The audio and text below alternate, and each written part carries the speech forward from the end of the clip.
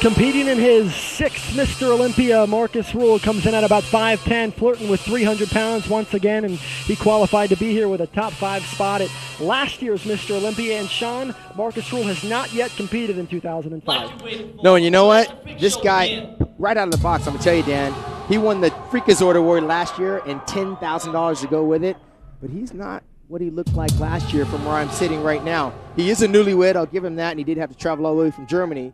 But this is the Mr. Olympia, and we have seen Markus a little bit better, if you can believe that or not.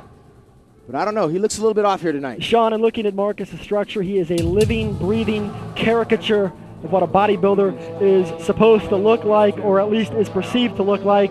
He's the only guy who could match Ronnie in the most muscular, not the prettiest physique in the world, but it was widely felt that the IFBB advisory, the symmetry advisory, was more or less the anti-Rühl advisory. Well, you know what? Regardless of any kind of rule that's out there, this is Markus Rühl, and he's got his legions of fans, and he built those legions of fans, Dan, off of this fact that he is the biggest and the freakiest. He's not going to be able to change that look for anybody, and nor should he. Markus debuted at the Olympia in 1999, where he took 12th, and he improved the following year all the way up to 7th. Last year he finished 5th. This afternoon at the preliminary judging, it was hard to get a handle on where he might finish tonight, but I don't think he's heading northward. Well, I can tell you, he's holding a little bit of water, most notably in the hamstrings and the lower back. This guy's raised the bar so high for a big man that if he's slightly off, he could stumble a few placements, Dan. He's that big. Well, Markus is certainly the poster model for the proverbial mass monster. I'm not sure if that's exactly the direction of bodybuilding or if that's the future of bodybuilding, but he is a crowd favorite and he's got a big fan base. Well, regardless, this guy's not going to be able to change what he's got to work with.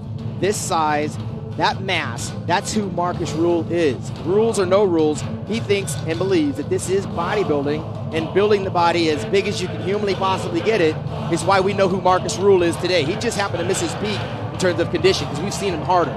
In the sport of professional bodybuilding, we often hear the term apples and oranges, and of course I know the defending champion Ronnie Coleman jokes about that often, that he's the apples and everybody else is oranges, as if to say aesthetics and symmetry are the oranges. And well, this guy right here is a watermelon because he's the biggest fruit that we have in this business as far as size is concerned.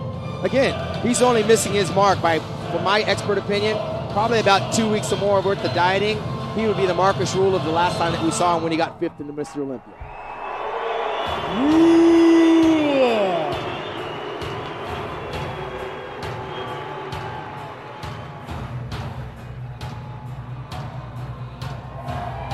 Now Markus is going to play.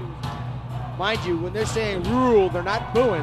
These guys are here to see muscle as well as size, shape, and symmetry. His fans come from all over the world as well, Dan. Markus has a big fan base, and you know, a lot of people are quick to point out that Markus's physique is not ideal.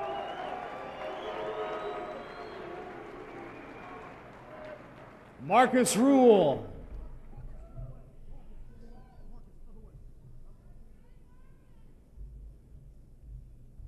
Our next competitor was one of the